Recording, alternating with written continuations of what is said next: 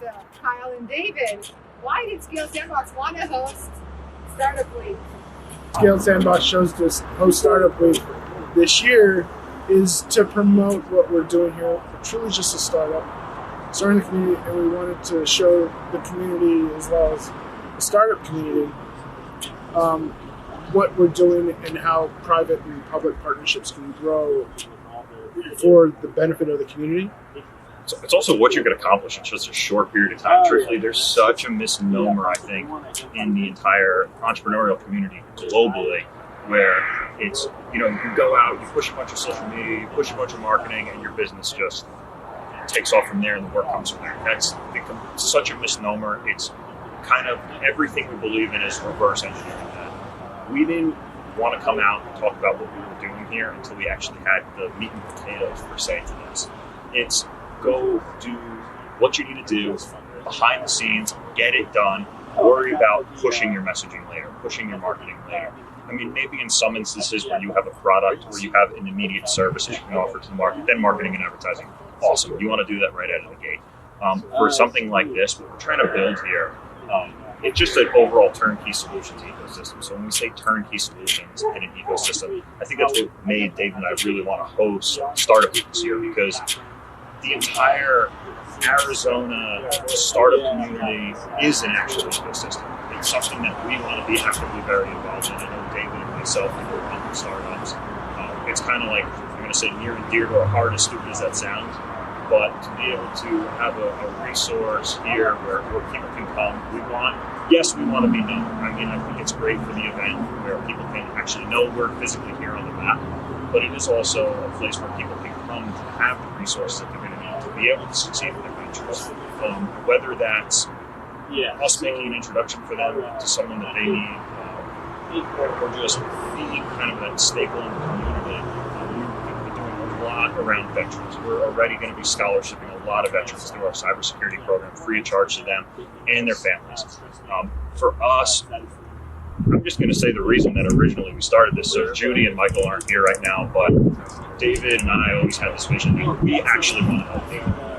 As silly as that sounds, I think our core beliefs through and through is we genuinely want to make the area a better place to live, work, play. I know everybody says that. This area right here, we picked this spot in particular because it really is underdeveloped. It really is underdeveloped.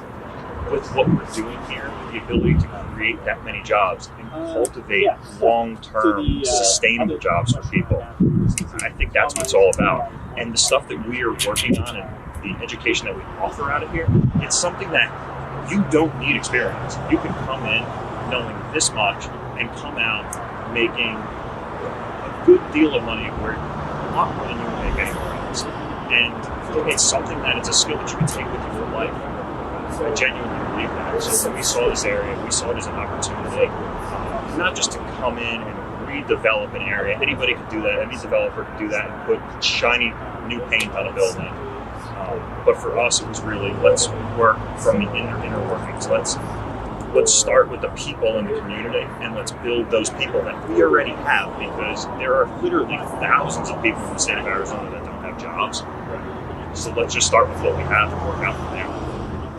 Start with that. We give them a job that's in demand so that they can start and go out into the workforce and get those, like Kyle said, veterans, women in tech, their families, spouses of veterans, as well as anybody else that wants to be in that, all the way from those that don't even know tech.